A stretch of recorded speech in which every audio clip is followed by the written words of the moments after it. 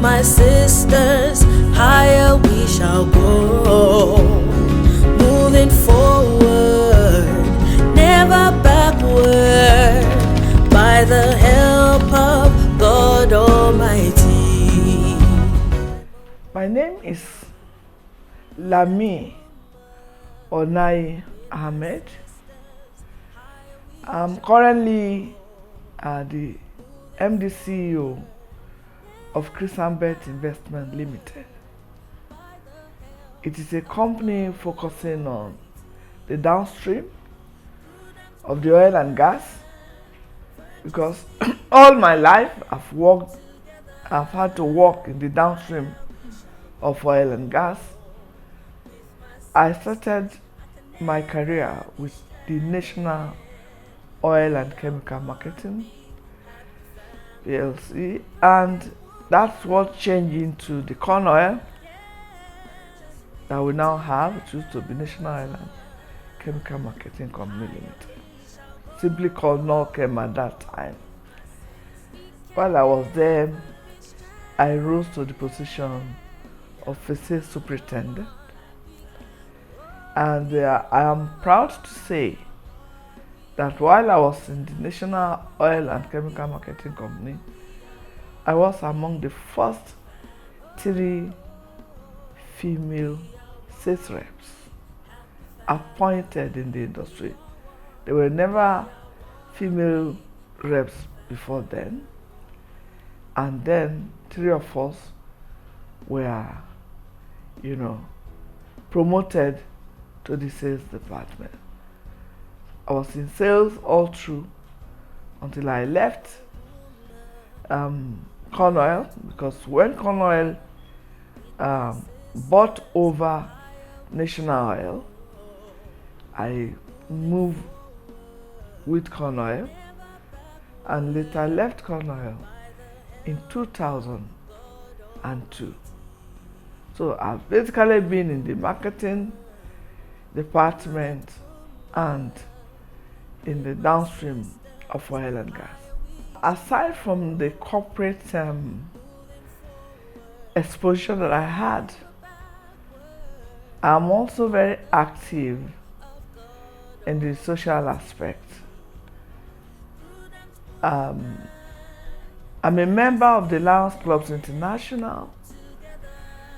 It's a charity organization that was founded in 1917 with a membership presently of about 1.4 million people who are volunteers serving across the world in over 210 countries and geographical locations. I became a member in 1991, and God also gave me the opportunity to assume various leadership offices. At the time, I was club president and later become a district governor for my district, in which about 19 states in the north were under me. And thereafter, I rose to the position of #1 lion in Nigeria, where I became the Multiple Council. Noticing that being Lions Club International, being an international organization, may not be able to be everywhere, and looking at the peculiar nature of my own society, where I come from in Kogi State. I am a Biraba tribe, and looking at my communities, I decided to establish an NGO, Lift Up Care Foundation. So I'm the president and founder, and we actually have consultative status with the United Nations. We also focus on any aspect in the community that we think will be impactful the girl child, training of women, capacity development, education, and we're also into agriculture. Everything that can make a person in the community take responsibility for his or her life. Because no matter how you decide to help someone and you just offer bread, unless you teach the person how to make the bread, she may just be having flour by her side and will not know that flour is one of the ingredients of bread. So we identify that, and we since for over 20-something years, we've been impacting the lives of people in the rural areas of Kogi State, while noticing the fact that government cannot do it alone, and we are individual government in our own capacity. And so there's a lot we can do to assist government to be everywhere, to reach places they ordinarily wouldn't have reached. The NGO exists to be able to cover the corners. And I'm also a golfer. I love to play golf. Golf is life, they say.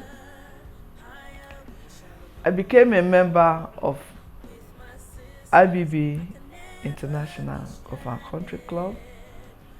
I think that was when I came to Abuja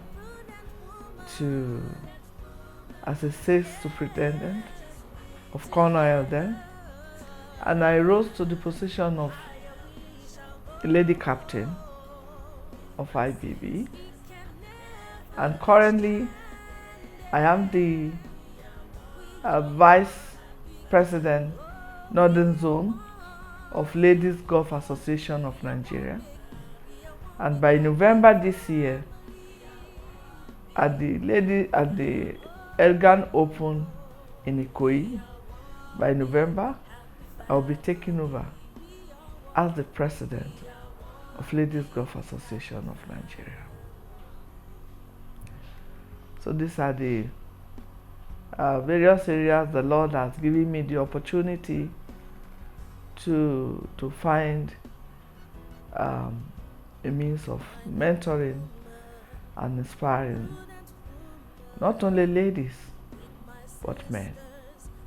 Because I always say that I believe in gender, but when you talk about gender, one of mainstream gender, you cannot just talk about ladies without talking about the men.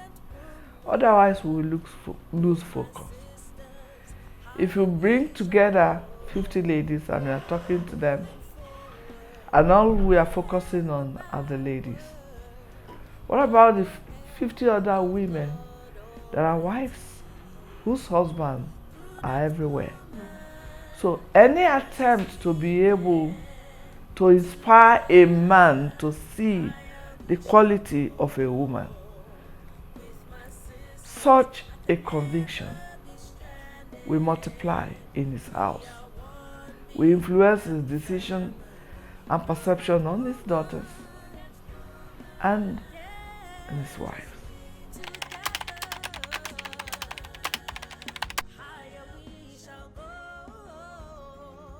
I grew up in a village, a tiny village called Idoma in Obehira, in Okene, Idoma, in Obehira, in Okenwe, in Okene local government. So you can see how small that village is. I was born into a family of a husband and wife who were not educated. but who were entrepreneurs and well-traveled, and I found my father, because you grow to find who your father is. I found my father to be a man who believed so much in love, sharing love, in charity, and in education.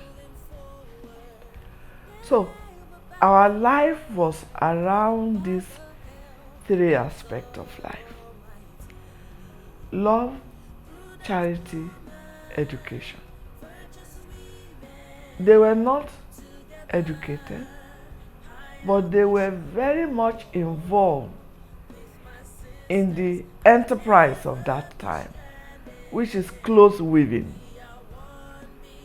My dad has 2 wives. We're all living together in the same house. I use the word love because we as siblings were supposed to be stepbrothers or stepsisters. We didn't know what was the difference.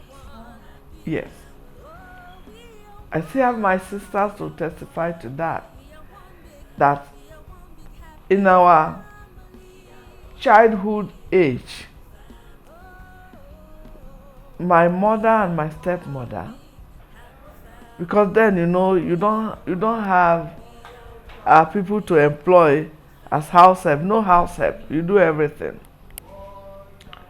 So it was said and testified to that when they have to go to the market day, no, market day is not every day.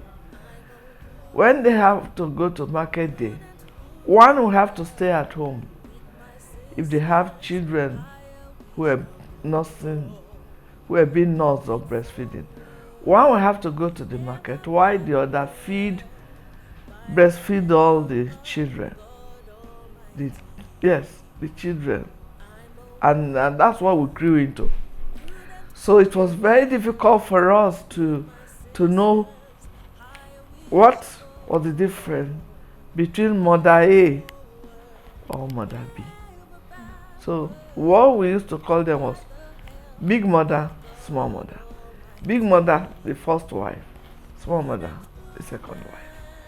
And that was how I grew up, in a place that, in an environment or in a family that we had nothing, we didn't know what divides people.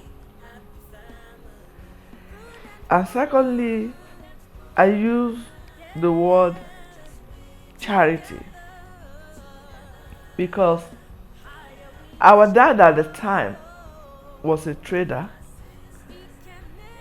He was trading in the fabric being woven by women, his wife, other women in the community. That was the enterprise, that was the trade. So all he does was he was able to travel between Makurdi, Jos, and one other place. And so in these 2 places, so he was able to write people's names.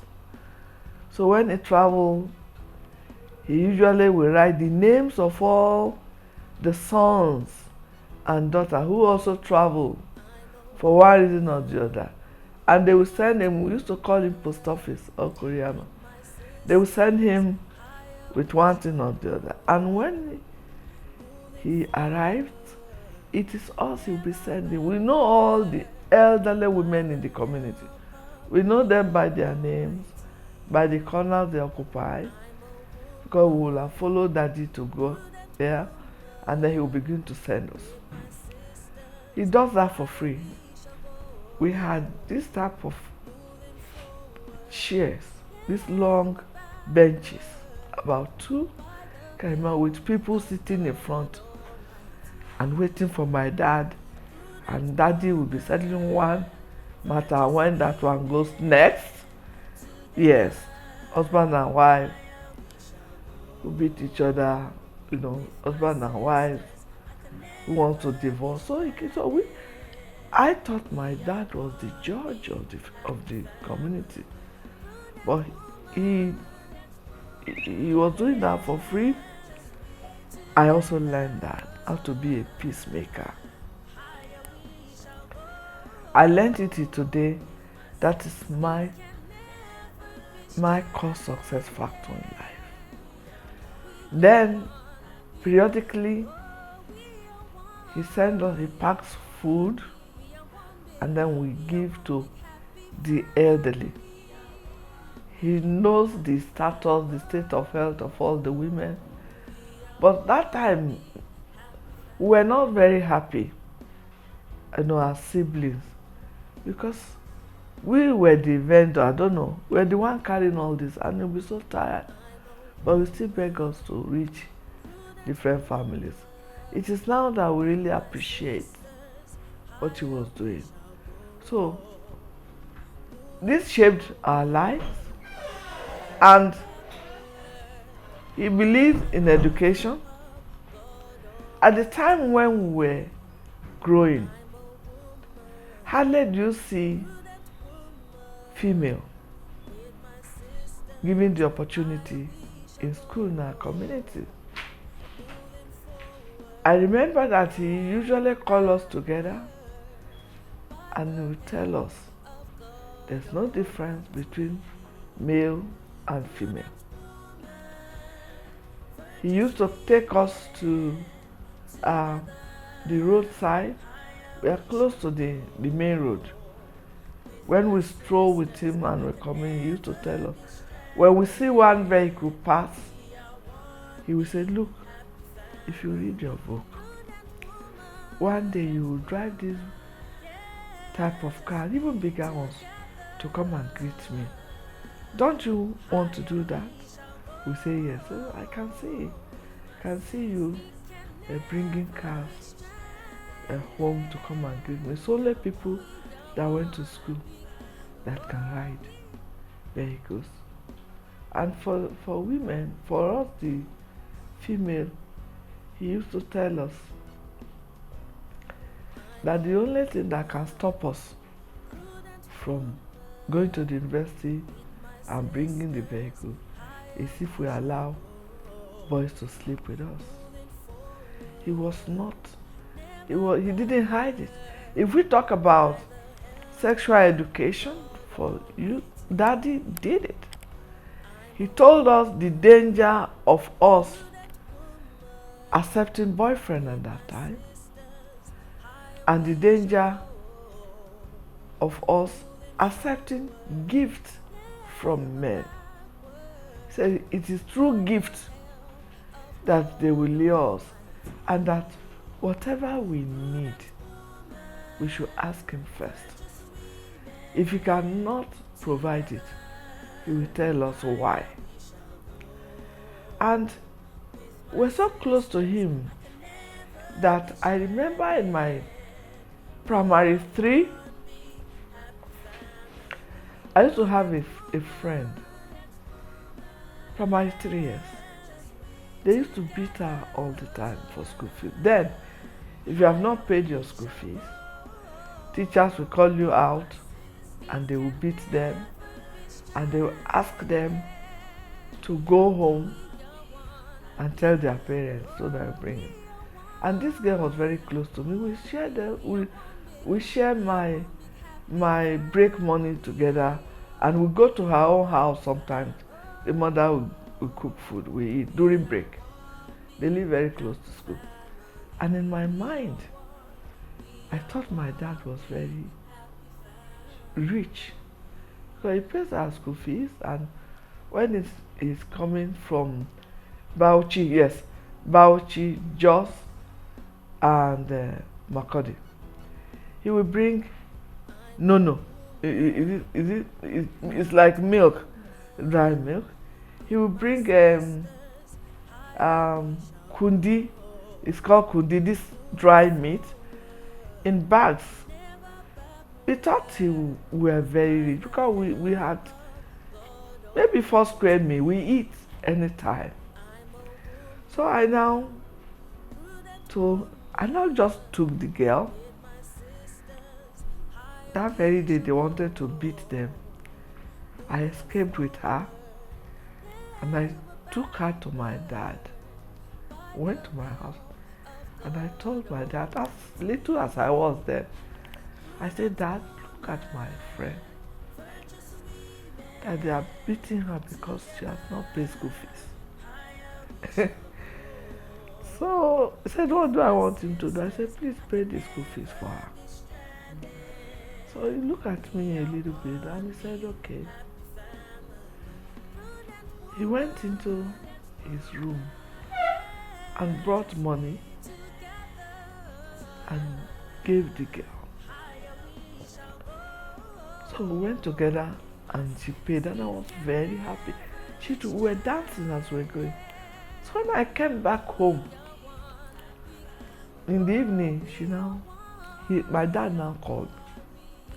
He said, you have done a wonderful thing. And I'm happy that you didn't allow the teachers to beat her today. But please, don't bring anybody. He said, please don't bring anybody for me to, I'm only struggling. In my mind, it's like, struggling. And this my dad, that. But the man was actually struggling, It was, later I now saw what my dad did, not disgracing me, not disappointing me, but I just really couldn't, appreciate him as much as I should have. Because I thought he was very rich and was very wealthy. But he said, but don't bring someone again, okay? I said, okay. He insisted we must go to school.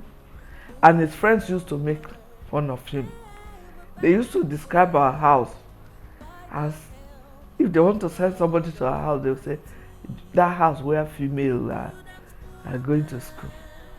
It's like those females that will soon be impregnated, they will be made useless. So they were not actually saying it in admiration. They were saying it's like, sit down, look very, very soon. So that was the way they used to describe our house. Love, charity, and education shaped my life up till date, and also informed on how I live my life and what I do.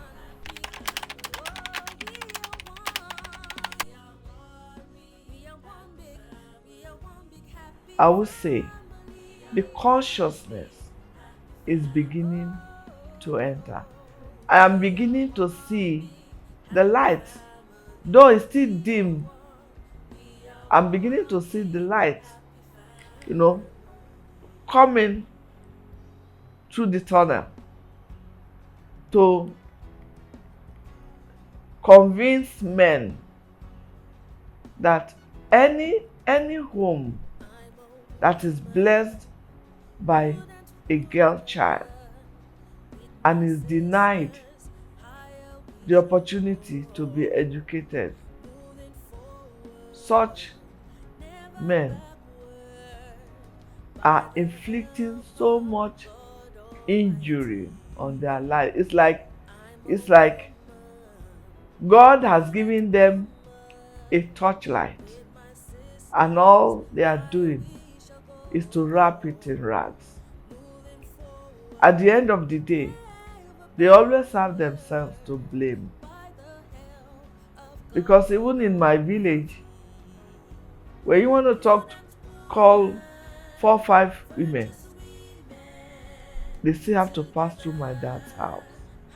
If they want to do any, like the various interventions we do, free eye screening, diabetes screening, sharing of food, feed the hungry, you see everybody passing, and they will pass through our house and will be blessing the tomb of my dad.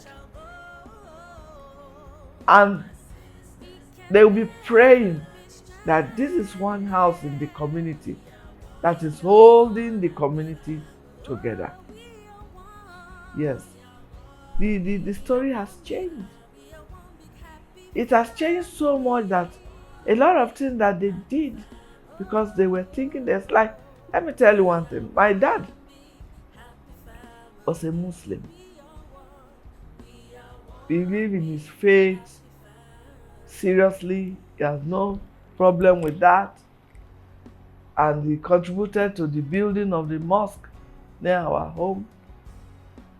When my senior sister fell in love with a Christian man from university, she schooled in ABU. When she fell in love with a Christian man and brought the man home, my dad told her, "Is this the man you love?" She said yes. He said, "No problem."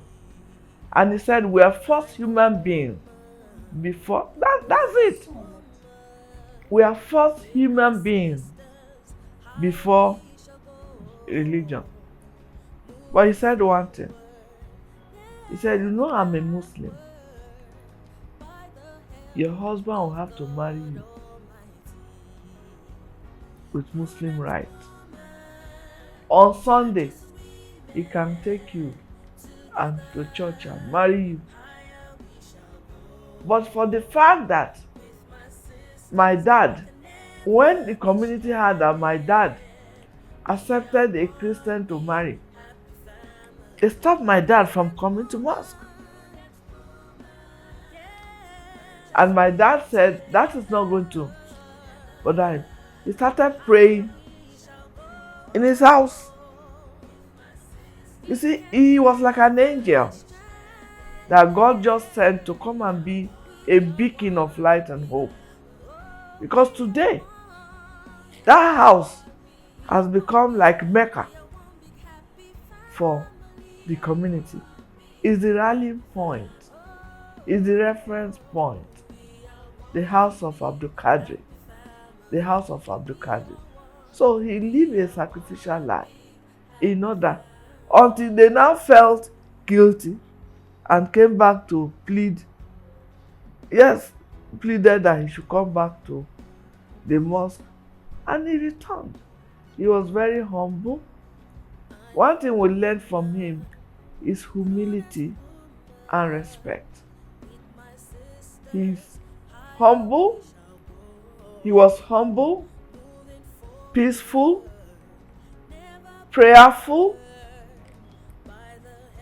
I think the only thing he didn't show us were his wings, because we know he was an angel.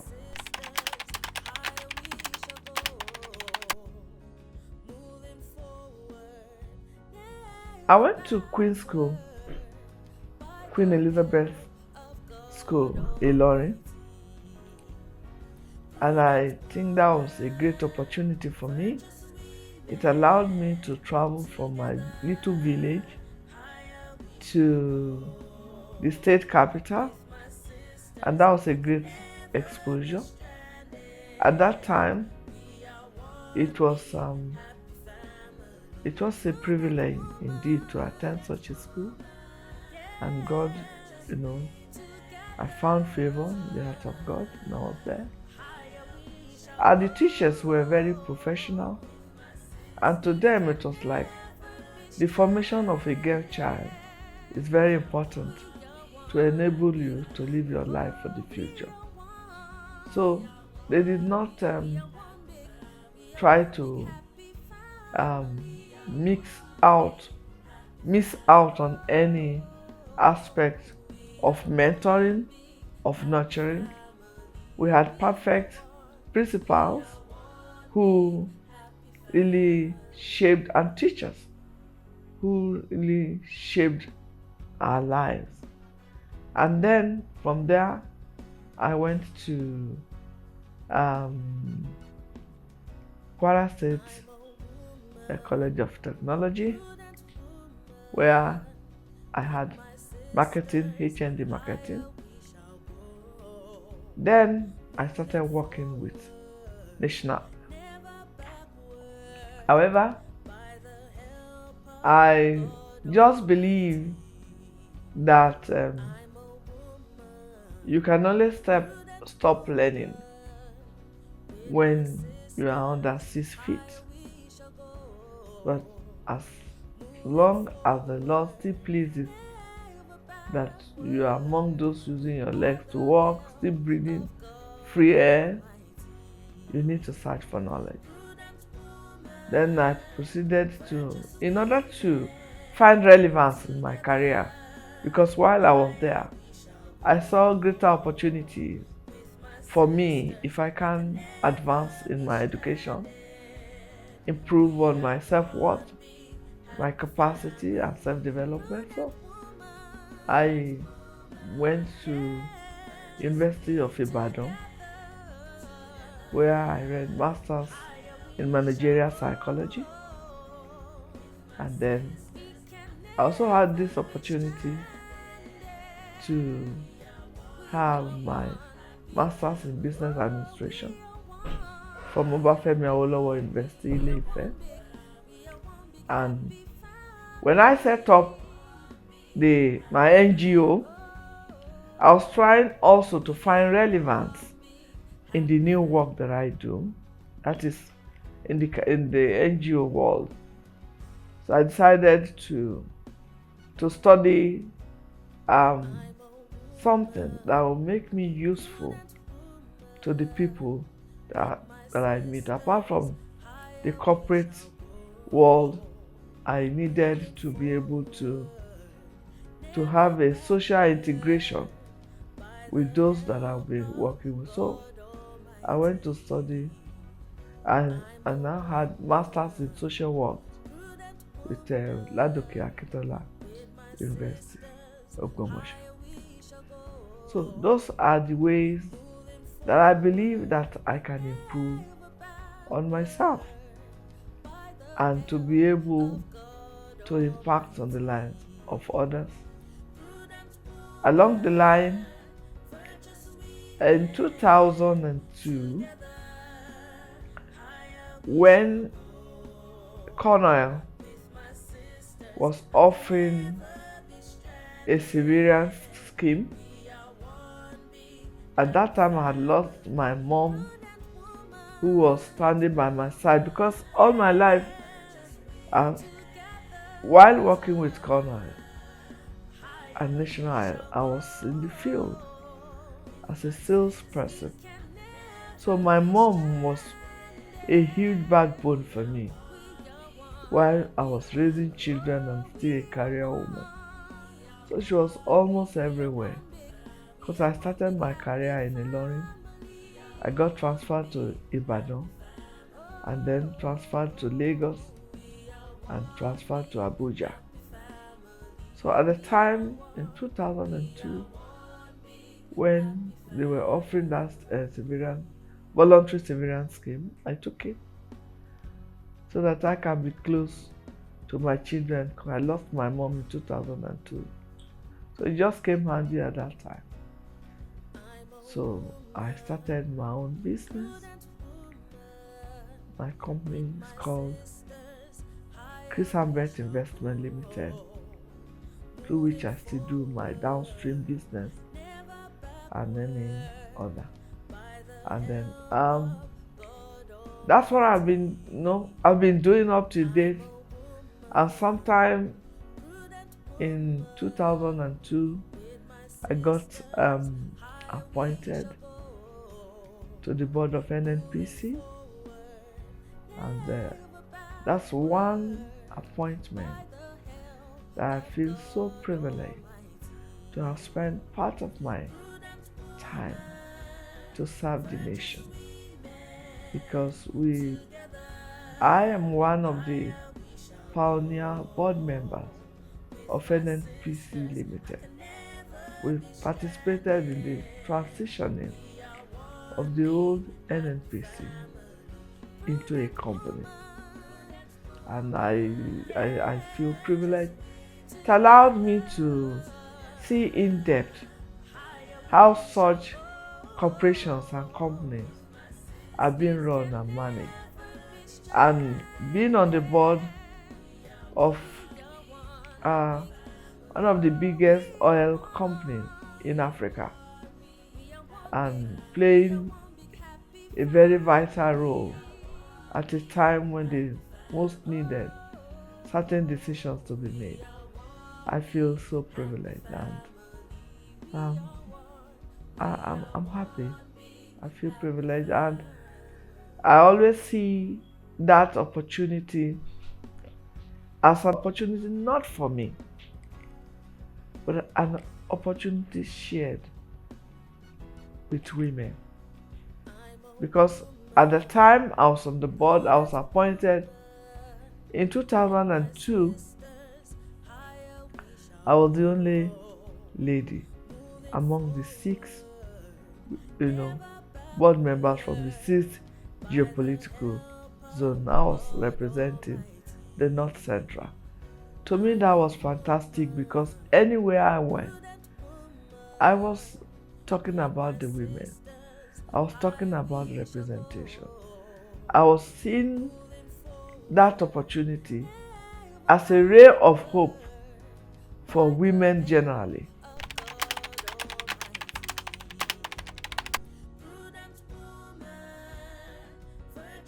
Life in itself is a challenge.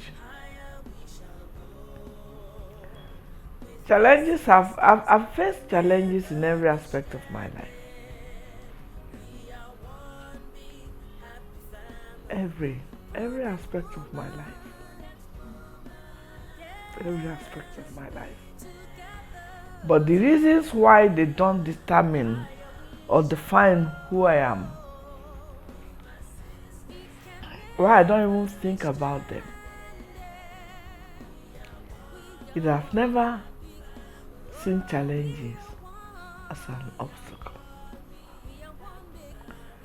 I've always seen challenges as that game in which you play pass hurdles.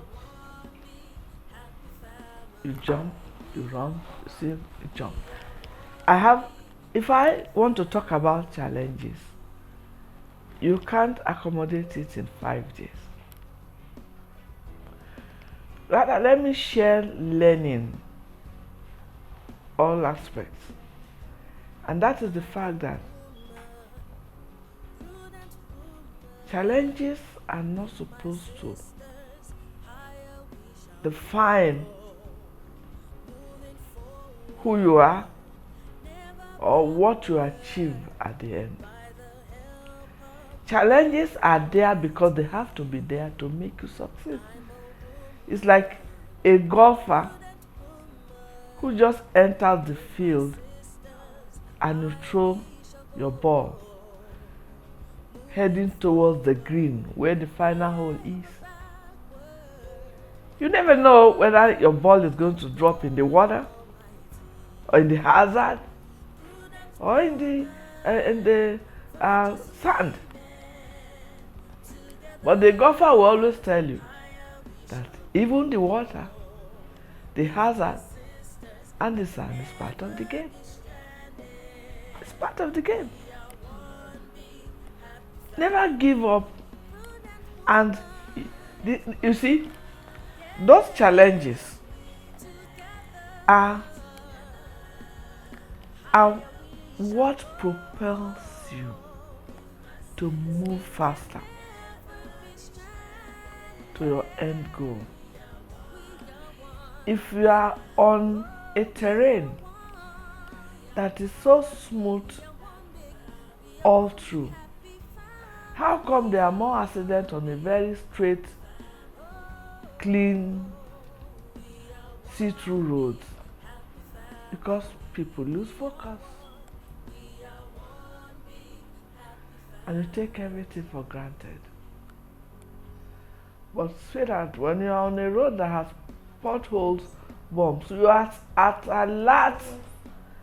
You are at alert and intentional in your movement.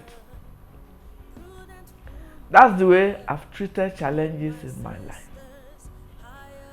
And when you have positive attitude towards challenges, I can tell you 99.99 of my experience, God always sends the angels at the right time to intercede for you.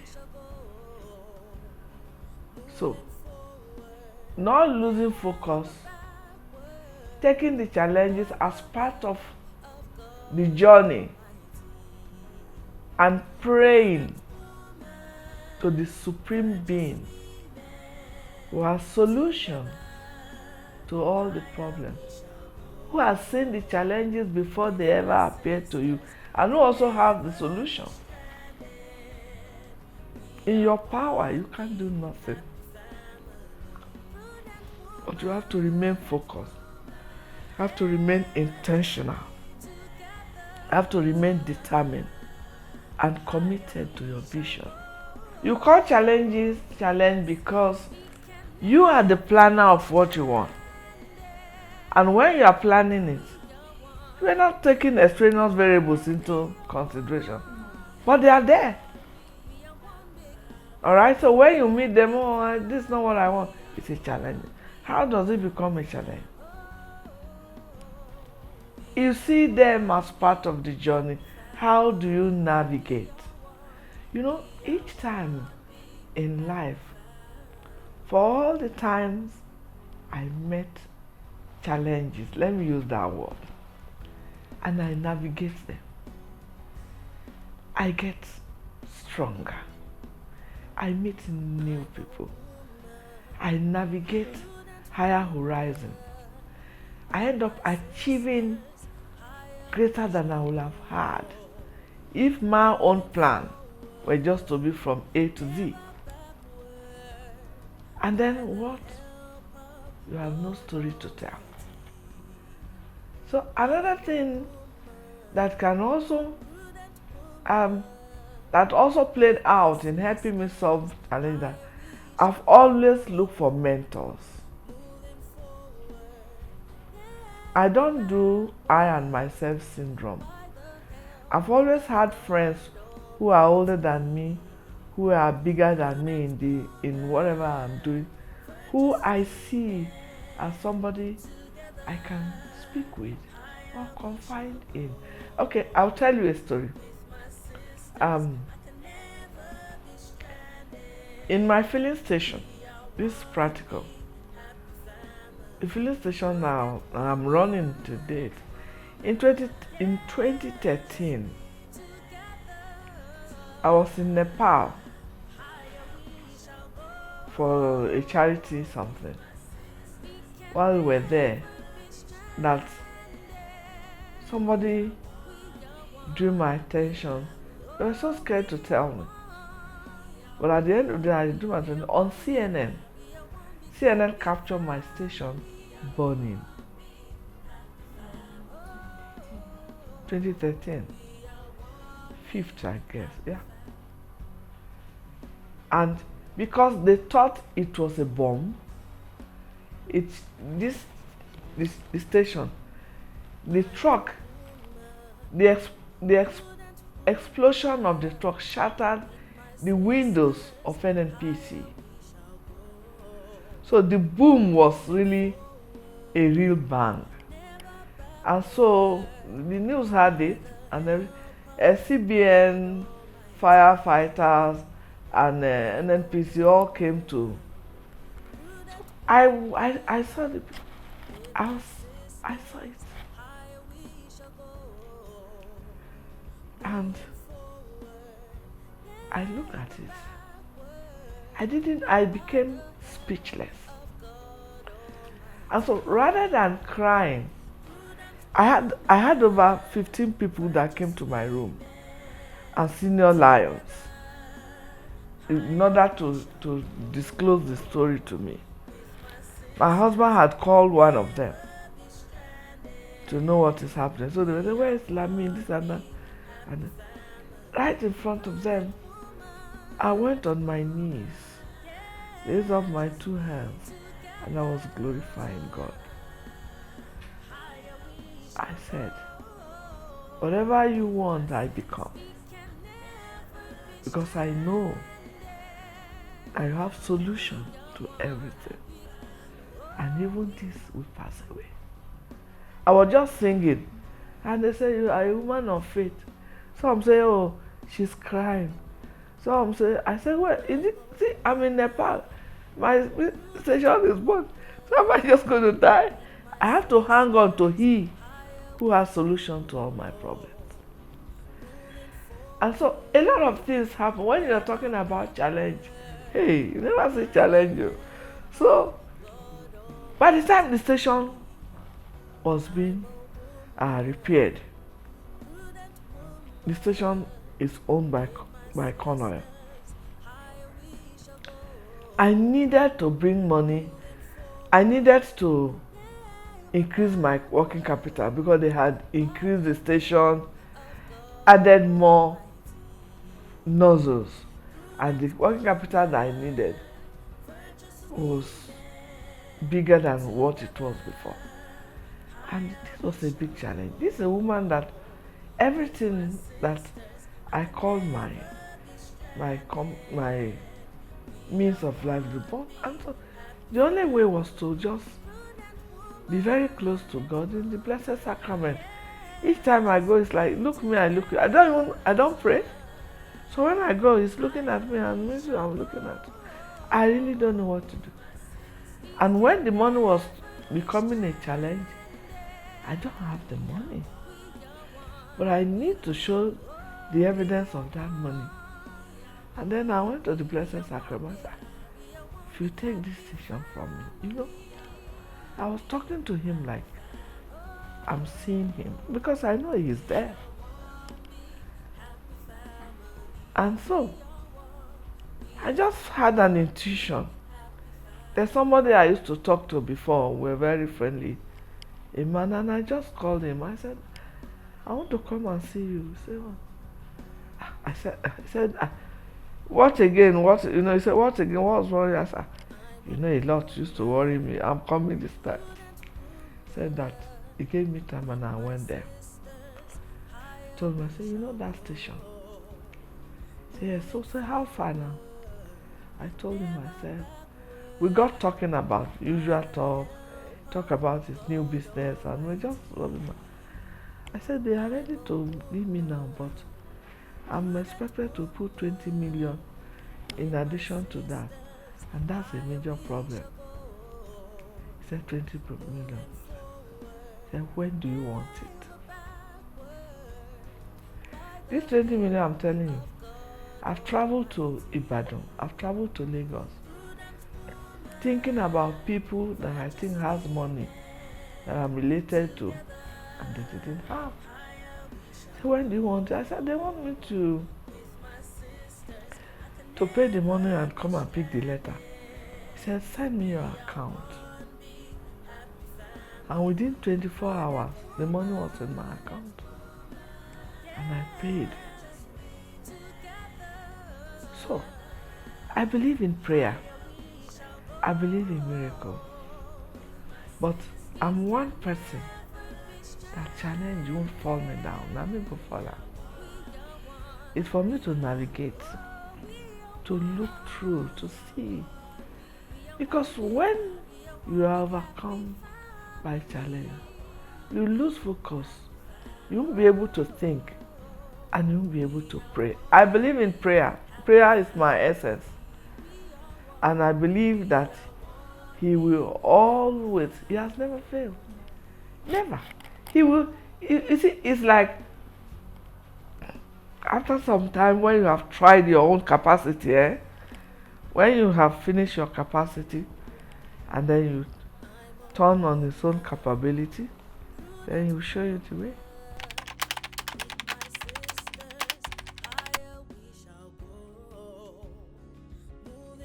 My dad is my inspiration. His lessons, and he gave me a future to look at, and I love the future he showed me. Then driving a car was like, how many cars we used to pass? Maybe 2 or 3 in a day at that time. And then that was the hallmark of arrive. you know. If your dad believe and have faith in you that if you follow this path, go to school. So it shaped my life. And at every stage in life, I was believing God to walk the journey with me.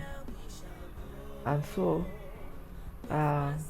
even up to now, you never can tell what tomorrow will be. But I know God is there before tomorrow comes.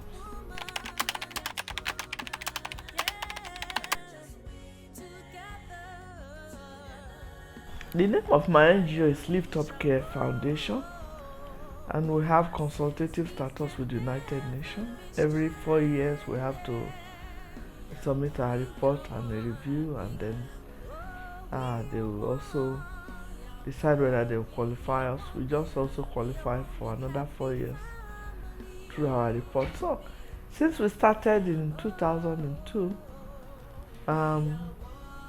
we've impacted several lives. We've been able to train primary school children to ensure that they are able to pay for their school living certificates. We've had to intervene to pay for WAEC for children who ordinarily would have just become dropout, and I think from the tip of my tongue we can provide a coordinated 100 names, if not more, not to talk of one-on-one.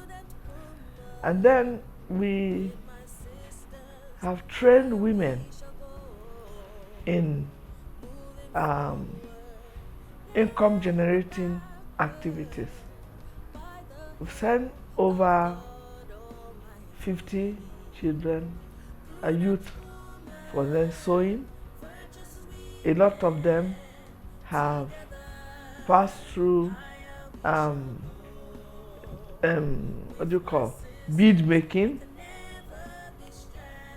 We have gone to several schools, which is one of our focus in teaching children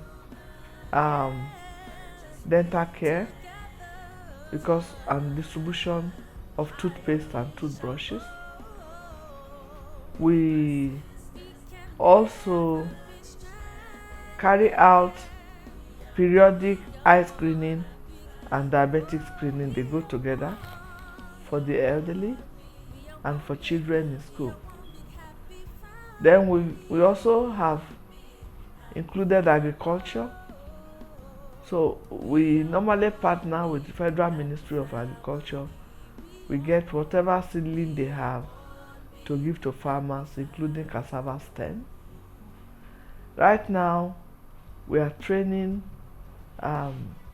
rural women on snail rearing. We choose snail because of the value of snail, even commercially in the market.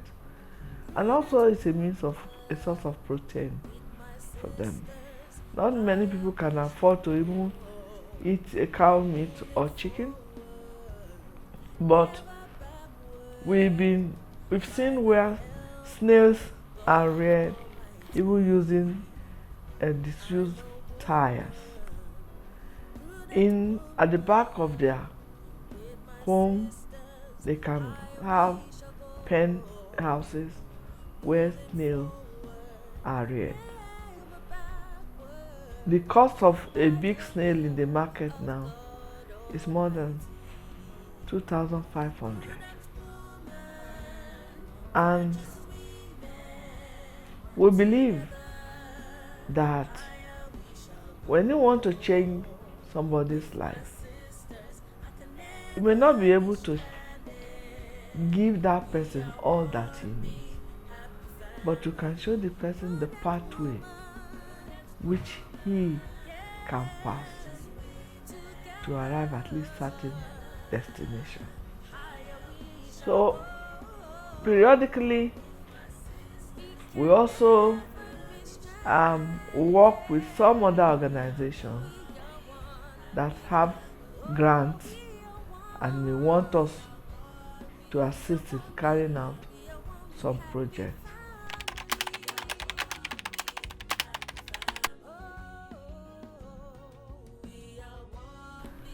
A prudent woman is that woman that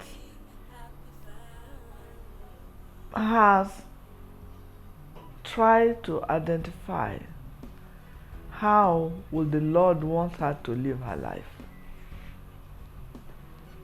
and struggle in spite of the difficulties and challenges of our earthly inhabitants to live such a life as possible, as much as possible.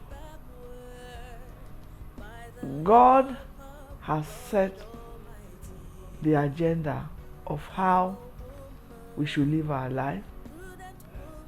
When you talk about raising family, He has spoken about it. When you talk about your neighbor, He has spoken about it. When you talk about worship, He has spoken about it. Every aspect of life has been touched and communicated.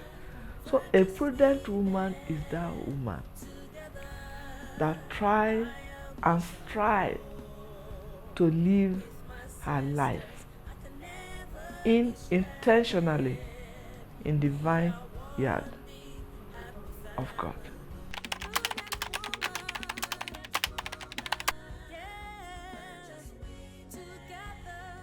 I hope that many girls will be reading about me will be inspired to know that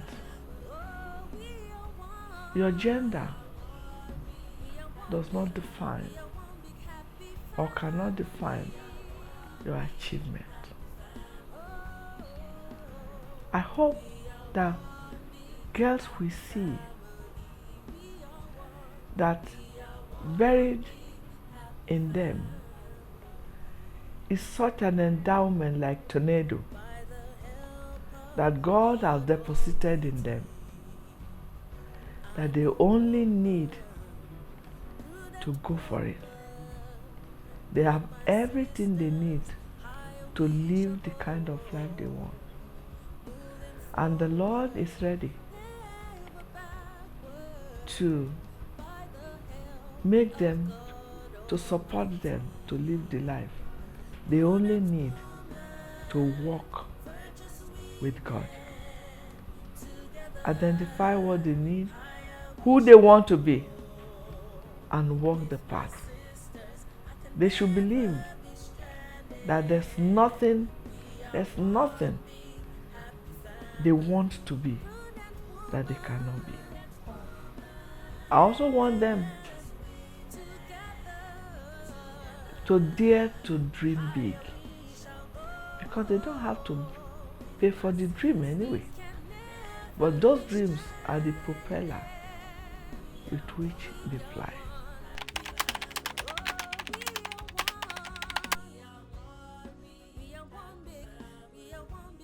Live in love and hope in God.